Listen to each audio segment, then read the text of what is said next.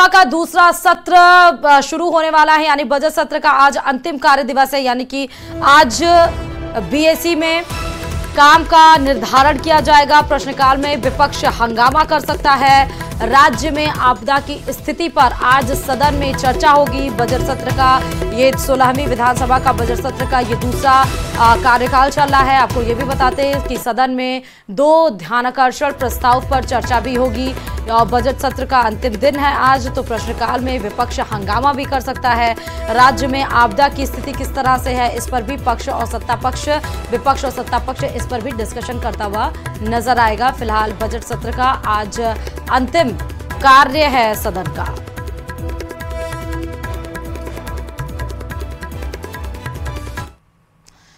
उधर सफाई कर्मियों की हड़ताल खत्म हो गई है। हेरिटेज निगम मुख्यालय पहुंचकर मंत्री झाबर सिंह खर्रा ने ऐलान किया है कि सफाई कर्मचारियों की 24,797 पदों पर होने वाली भर्ती पर फिलहाल रोक लगा दी गई है। अब इस भर्ती की विज्ञप्ति नए सिरे से 2012 में हुए भर्ती नियमों में संशोधन करते हुए जारी की जाएगी, जिसमें वाल्मीकि समाज को प्राथमिकता दी जाएगी, क्योंकि सफाई कर्मचारियों की यही डिमांड थी कि उन्हें वाल्मीकि समाज की प्राथमिकता दी जाए और इसीलिए 13 दिन से लगातार सफाई कर्मचारी हड़ताल पर गए थे। लेकिन कल बातचीत के बाद इसका निष्कर्ष निकला है।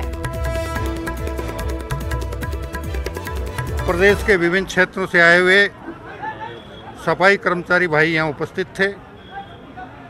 उनके सामने समझौते की मुख्य बातें रखी गई और उपस्थित सभी ने उसका सर्वसम्मति से अनुमोदन किया और अनुमोदन करने के बाद समझौता पत्र पर हस्ताक्षर हुए और हस्ताक्षर के साथ ही हड़ताल समाप्त हो गई। परंतु इस सरकार ने वाल्मीकि समाज की 2018 की जो घाव था उस पर मल्लम लगाया। माननीय हमारे जो स्वास्थ्य शासन मंत्री, हमारे परिवार के मुखिया माननीय खर्रा साहब ने वाल्मीकि समाज की पीड़ा को समझा, वाल्मीकि समाज के दर्द को समझा।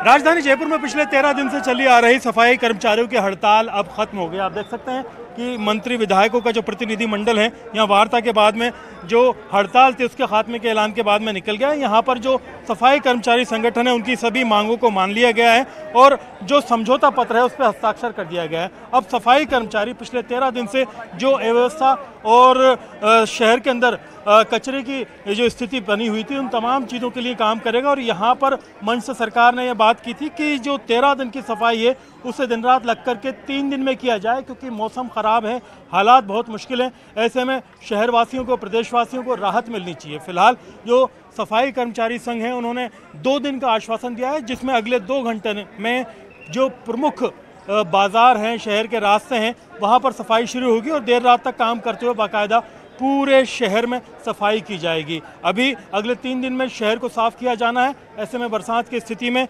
13 दिन से चली आ रही इस हड़ताल से अब लोगों को निजात मिलेगी और घर के आगे से, बाज़ारों से, मोहल्लों से, हर जगह से कचरा उठना शुरू हो जाएगा। कैमरा पर्सन दिलीप चेची के साथ में अरबाज अहमद, न्यूज़ 18 के लिए जयपुर से। इधर झालावाड़ जिले की आंगनबाड़ी कार्यकर्ताओं ने कलेक्ट्रेट पर नारेबाजी कर प्रदर्शन किया है। आंगनबाड़ी कार्यकर्ता मानदेय का भुगतान करने, नियमित करने और खाली पद भरने की मांग कर रही हैं। 3 इनकी मांगे हैं कि उनका मानदेय का भुगतान करना है, उनको नियमित करना है और खाली पद जितने भी हैं वो उनको भरने की मांग की जा रही है। आंगनबाड़ी कार्यकर्ताओं ने अपनी मांगों को लेकर कलेक्टर को ज्ञापन भी सौंप दिया है। संघ की प्रदेश महामंत्री रचना वैष्णव ने बताया कि आंगनबाड़ी कार्यकर्ता सहायिका का मानदेय का भुगतान महीने की 10 तारीख से पहले किया जाए, बकाया 5 महीने के मानदेय का भुगतान भी किया जाए।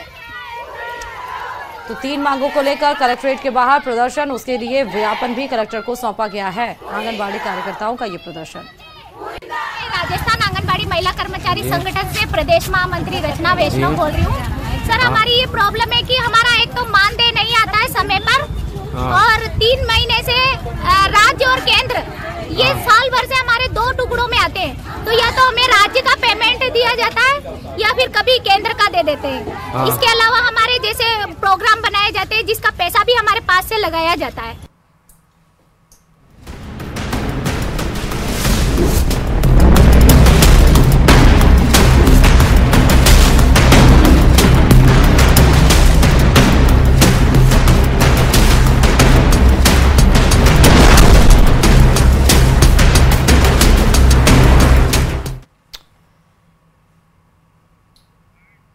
और किस तरह बारिश इस बार आफतकाल बनके बरसी है, इसके से जुड़ी अब आपको खबरें बताते चले। जहां पर अजमेर की अराई से बड़ी खबर है कि बंथली में फंसे 50 कांवड़ियों को बाहर निकाला जा रहा है। सड़क टूटने की वजह से घर में फंस गए थे ये 50 कांवड़िए, अब रेस्क्यू करके इनको बाहर निकाला जा रहा है। गुजरवाड़ा जोगियान के बताए जा रहे हैं ये सभी कांवड़िए, रस्सा बांधकर इनको बाहर निकाला जा रहा है। अभी तक पानी का तेज बहाव वहां पर जारी है। रेस्क्यू ऑपरेशन करने में भी यहां पर मुश्किलों का सामना करना पड़ा है। तस्वीरें आपको दिखा रहे हैं जहां पर सड़क टूटने की वजह से घर में ही फंस गए थे 50 कांवड़िए। अब इनको धीरे धीरे करके एक एक करके रस्सी के सहारे बाहर निकालने की कोशिश की जा रही है। अभी भी आप देख सकते हैं जो पानी का बहाव है वो बेहद ही तेज है, इसमें रिस्की भी बहुत है रेस्क्यू ऑपरेशन करना। लेकिन क्योंकि जो कांवड़िए फंस गए थे, अब तेज बहाव की वजह से जो सड़क टूट गई थी उनसे बाहर निकालना है। धीरे धीरे करके आप देख सकते हैं कि एक एक लोगों को रस्सी के सहारे धीरे धीरे बाहर निकालने की प्रक्रिया वहां पर जारी है। अजमेर की अराई से बड़ी खबर है जहां पर 50 फंसे कांवड़ियों को धीरे धीरे बाहर निकालने की कवायद अभी जारी है।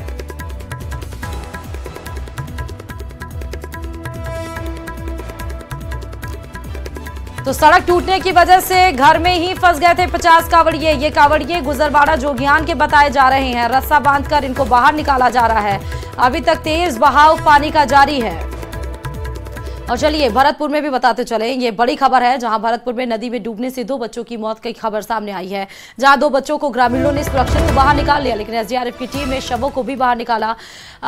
खिराकवास नदी में नहाने गए थे ये चारों और उसी दरमियान ये चारों उसमें डूब गए। नदी क्योंकि उफान पे थी, तेज बारिश की वजह से जो पानी का लेवल है वो ज्यादा था। देर रात की ये पूरी घटना है। हालांकि प्रशासन बार बार कहता है कि इस तरह से नदी या तालाबों में मत जाए क्योंकि पानी अपने से ऊपर बह रहे हैं। झमाझम बारिश ने इस बार जल स्तर को बढ़ा दिया है, लेकिन फिर भी उसके बाद भी लोग पता नहीं क्यों अपने जान को जोखिम में डालते हुए नहाने जाते हैं। फिलहाल ये बड़ी खबर है जहां पर भरतपुर में नदी में डूबने से 2 बच्चों की मौत हो गई है। दोनों के शवों को निकाल दिया गया है। खिराकवास नदी में नहाने गए थे ये चारों, देर रात की पूरी घटना।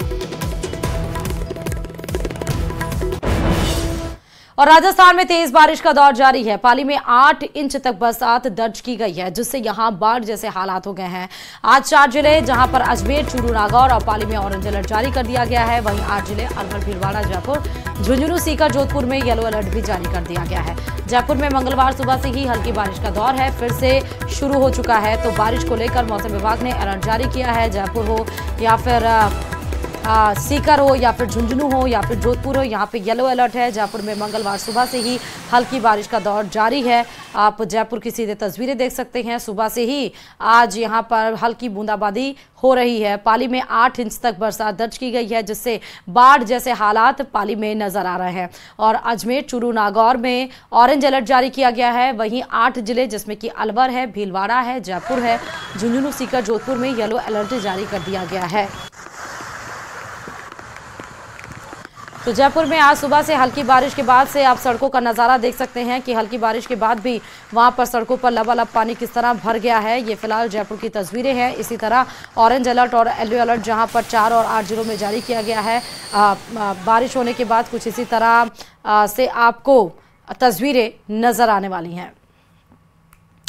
राजस्थान के टोंक की भी खबर आपको बताते चले, जहां भारी बारिश की वजह से नदी नाले उफान पर है, जिसकी वजह से कई सड़कों पर पानी भरा हुआ है। तो पानी का बहाव इतना तेज था कि एक दूध का टैंकर पानी के बीचों बीच पलट गया। आपको तस्वीरें हम दिखा रहे हैं दूध के टैंकर की। आप देखिए इतना तेज बारिश का पानी और सड़क पर लबालब पानी चारों तरफ। जिधर नजर घुमाएंगे उधर आपको पानी ही पानी नजर आएगा। हालांकि बहुत कोशिश की गई इस दूध के टैंकर के ड्राइवर के द्वारा कि उसको निकाल लिया जाए, लेकिन आप देखिए कि किस तरह से वहां पर लगभग या तो दलदल होगा या कोई गड्ढा होगा, जिसमें टायर फंसने की वजह से बैलेंस बिगड़ता है टैंकर का और वो धड़ाम से गिर जाता है। फिलहाल ये तस्वीरें आपको दिखा रहे हैं। और जो एसडीआरएफ की टीम है वो उस टैंकर चालक को बचाकर लेकर आती है। पानी के बीचों बीच ये टैंकर पलट गया है। प्रशासन ने लोगों को पानी में डूबे रास्तों से ना गुजरने की चेतावनी भी दी है, लेकिन बावजूद इसके टैंकर ड्राइवर ने पानी के तेज बहाव से गुजरने की कोशिश की और पानी के तेज लहरों में टैंकर का बैलेंस बिगड़ गया और वो पलट गया। गनीमत रही कि टैंकर के ड्राइवर को और हेल्पर ने कूदकर जान बचा ली है। और टोंक के मालपुरा से बड़ी खबर यह है कि टोरडी सागर में बह गई है रोडवेज बस। जी हां, देखिए तेज बारिश है और तेज बारिश की वजह से ये रोडवेज बस किस तरह से बहती हुई नजर आ रही। टोरडी सागर है जिसमें तेज जो बस है वो बहती हुई बीचों बीच नजर आ रही है। आप पानी का बहाव और लेवल आप देख सकते हैं कि किस तरह वहां पर होगा। बांध पर 3.5 फीट की चादर चल रही है। खाली बस के साथ ही ड्राइवर भी उसमें बह गया है। जीआरएफ की टीम ड्राइवर की तलाश में जुट गई है। बीती रात की पूरी घटना है।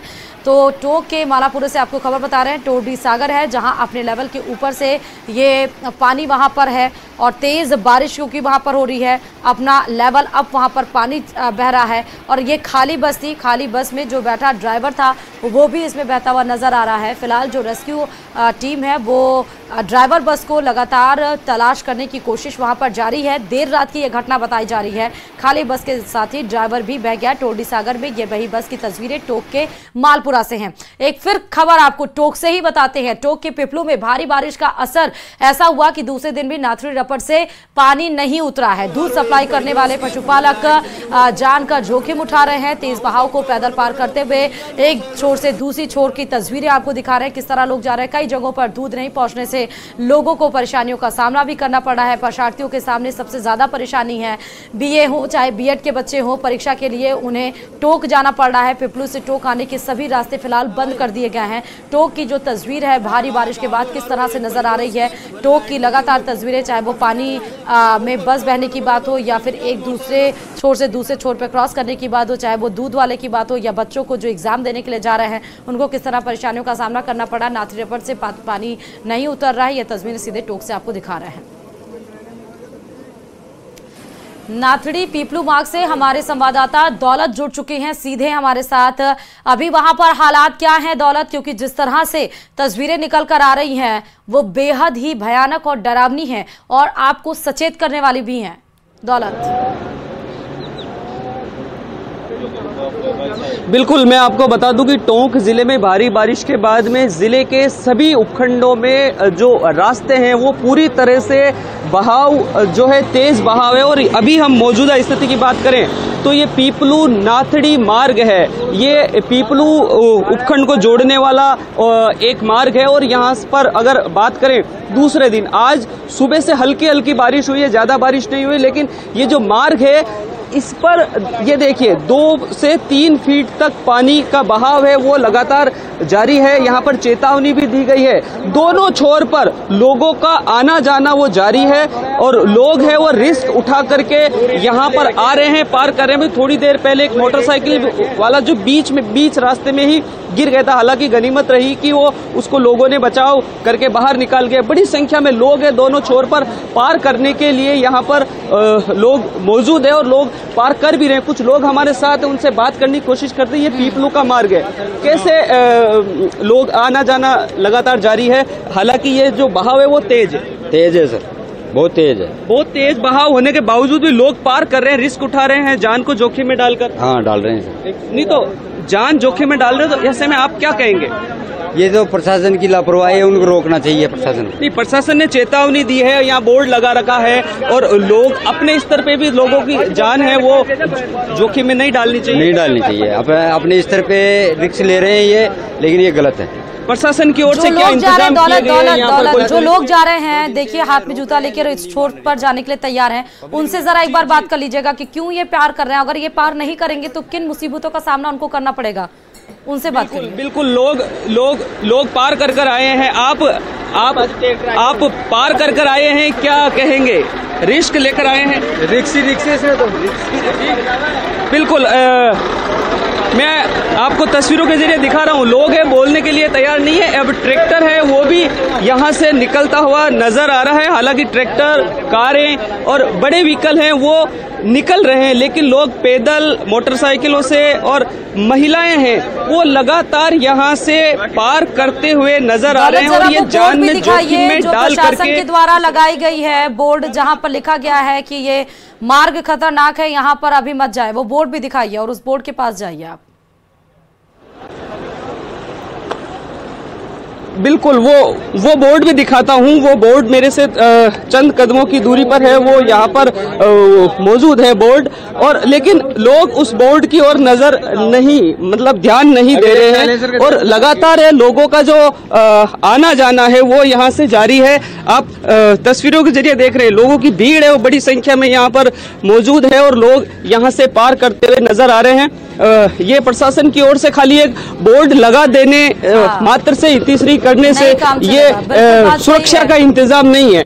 इस संख्या में लोगों का है वो जारी है। एक बार मेरे सहयोगी कैमरामैन को बहुत बहुत शुक्रिया दौलत तमाम जानकारी देने के लिए। अगर कोई अल्टरनेट मार्ग होता तो शायद लोग उससे सफर करते, लेकिन कोई और विकल्प है नहीं, इसलिए लोगों को जान में जोखिम में डालकर उसको क्रॉस करना पड़ा। फिलहाल अब एक खबर आपको दिल्ली में बताते हैं। दिल्ली में जहां कल शाम देश की प्रमुख दरगाहों के सजनादर्शी दानशी केंद्रीय मंत्री किरण रिजिजू से मुलाकात की है, और इस दौरान बीजेपी के राष्ट्रीय प्रवक्ता शहजाद पूनावाला भी मौजूद रहे।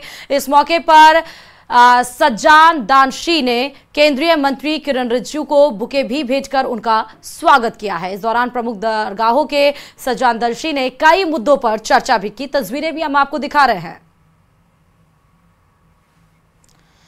तो सज्जान दर्शी की मुलाकात किरण रिजिजू की, शहजाद पूनावाला भी आपको नजर आ रहे हैं। तमाम मुद्दों पर इसमें बात हुई है। प्रमुख दरगाहों के सज्जान दर्शी के कई मुद्दों पर चर्चा की, सीधे तस्वीरें आपको नजर आ रही हैं।